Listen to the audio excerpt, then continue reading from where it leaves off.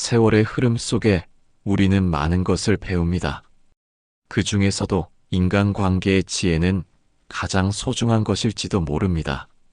오늘은 여러분과 함께 우리 인생에서 자주 마주치는 고민거리에 대해 이야기를 나누고 싶습니다.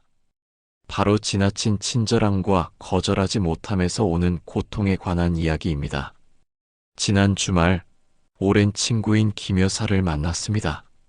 우리는 30년 지기 친구로 그녀는 항상 주변 사람들을 도와주고 배려하는 분이었습니다. 그런데 이날 만난 김 여사의 얼굴에는 피곤함이 가득했습니다. 차를 마시며 그녀가 들려준 이야기가 마음에 깊이 남았습니다. 요즘 너무 지쳐요. 아들 내외가 아이들을 맡기고 주말마다 놀러 가는데 거절을 못하겠어요. 며느리가 서운해할까봐. 그런데 허리도 아프고 체력이 예전 같지 않아서 힘들어요. 어제는 손주들 간식 준비하다가 그만 쓰러져 버렸어요. 이 이야기를 들으며 우리 세대가 자주 겪는 문제라는 생각이 들었습니다.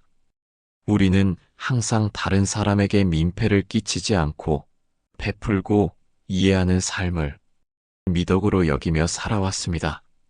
특히 가족이라면 더욱 그렇습니다. 하지만 이런 생각이 때로는 우리의 건강과 행복을 해치는 원인이 된다는 것을 깨닫게 되었습니다. 최근에 읽은 남들이 나를 함부로 하지 못하게 하라라는 책에서는 다음과 같은 구절이 있었습니다. 믿지 못하겠다면 시험해보라.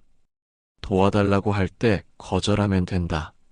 만약 당신이 거절하는 순간 그들의 얼굴에 드리워져 있던 미소가 사라지고 이런 사람인 줄 몰랐어라는 말이 나온다면 100%다. 그 후로 당신을 곤란하게 하거나 괴롭힌다면 더 볼 것도 없다. 이 말은 우리가 평생 간직해온 착한 사람이라는 가치관에 의문을 제기합니다. 착한 사람이 되는 것과 자신을 희생하는 것은 다릅니다. 특히 우리 나이에 건강을 해치면서까지 무조건적인 희생을 하는 것은 현명하지 않습니다. 제 어머니는 90세의 노령에도 불구하고 당신만의 원칙을 지키며 사십니다. 어머니는 제게 이런 말씀을 자주 하셨습니다. 사람이 나이 들면 더 지혜로워져야 한다. 내가 할 수 있는 일과 없는 일을 분명히 구분하고 안 되는 것은 미안하지만 안 된다고 말해야 한다. 그것이 결국은 서로를 위한 일이다.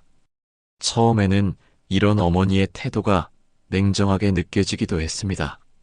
하지만 시간이 지날수록 그 말씀이 얼마나 지혜로운지 깨닫게 되었습니다. 어머니는 손주들을 무척 사랑하시지만 당신의 건강이 허락하지 않는 날에는 분명하게 오늘은 할머니가 피곤하니 다음에 보자라고 말씀하십니다. 그리고 놀랍게도 가족들은 이런 어머니의 태도를 존중합니다. 반면 이웃에 사시는 박할머니의 이야기는 다릅니다. 박할머니는 자식들의 요구를 거절하지 못해 80세가 넘은 나이에도 손주를 돌보고 명절이면 혼자서 차례상을 준비하십니다. 결국 지난해에는 과로로 쓰러져 병원에 입원하셨습니다. 그런데도 자식들의 태도는 변하지 않았습니다. 오히려 어머니가 안 계시니 명절 준비가 너무 힘들다며 불평을 했다고 합니다. 이렇게 같은 나이대의 두 분을 비교해보니 거절하는 능력이 노년의 삶의 질을 얼마나 크게 좌우하는지 실감하게 됩니다. 거절하는 법을 배우는 것이 어렵게 느껴질 수 있습니다. 평생 다른 사람의 부탁을 들어주고 배려하는 삶을 살아왔다면 더욱 그렇습니다. 하지만 이제는 우리 자신을 위한 시간입니다.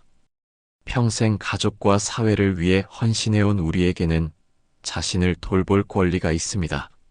먼저 거절하는 방법부터 배워봅시다.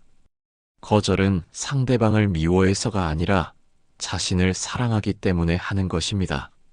미안하지만 지금은 도와줄 수 없어요.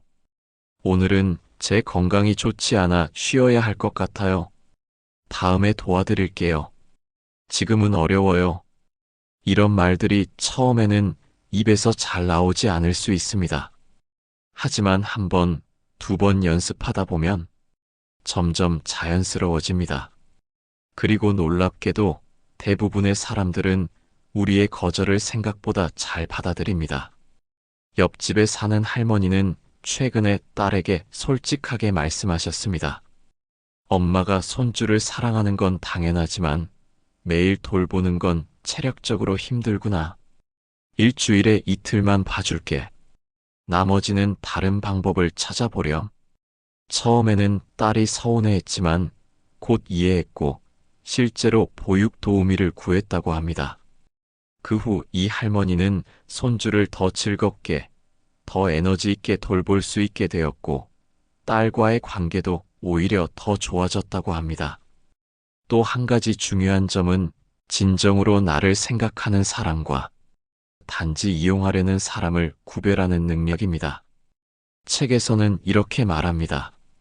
사람들은 당신에게 도움을 청하는 것을 우정의 표식으로 여긴다. 친구니까 도와달라는 말도 할 수 있다는 것이다. 하지만 그렇지 않다. 당신의 착한 성격, 거절하지 못하는 성격을 이용하려는 것뿐이다. 우리 나이에 더 조심해야 할 것이 바로 이런 이용하려는 사람들입니다. 특히 노인을 대상으로 한 사기나 금전적 착취가 늘고 있는 요즘 더욱 그렇습니다. 이웃 최할아버지의 경우 오랜 친구라며 찾아온 사람에게 거액을 빌려주었다가 사기를 당했습니다. 그 친구는 최할아버지의 선한 마음을 이용했을 뿐입니다. 진짜 친구라면 어려운 상황에 처한 노인에게 돈을 빌리려 하지 않았을 것입니다. 진짜 나를 생각하는 사람은 내가 거절해도 이해합니다. 단지 이용하려는 사람은 내가 거절하면 태도가 급변합니다. 이것이 바로 사람을 구분하는 가장 쉬운 방법입니다. 우리 나이가 되면 경험에서 오는 지혜가 있습니다. 그 지혜를 바탕으로 나를 존중하고 나의 한계를 인정하며 필요할 때는 거절할 줄 아는 사람이 되어야 합니다. 그것이 바로 함부로 대하기 어려운 사람이 되는 길입니다. 함부로 대하기 어려운 사람이 되기 위해서는 우선 스스로를 소중히 여겨야 합니다. 우리는 평생 일하고 가족을 부양하고 사회에 기여해 왔습니다. 이제는 우리 자신을 위한 시간을 가질 자격이 충분합니다. 책에서는 튼튼한 자아를 가지는 심리 전략이라는 부분에서 자기 자신을 존중하는 법에 대해 설명합니다. 매일 아침 거울을 보며 나는 가치 있는 사람이다. 나의 시간은 소중하다. 나의 건강이 최우선이다라고 자신에게 말해보세요. 처음에는 어색할 수 있지만 이런 자기 긍정의 말이 우리의 마음을 변화시킵니다.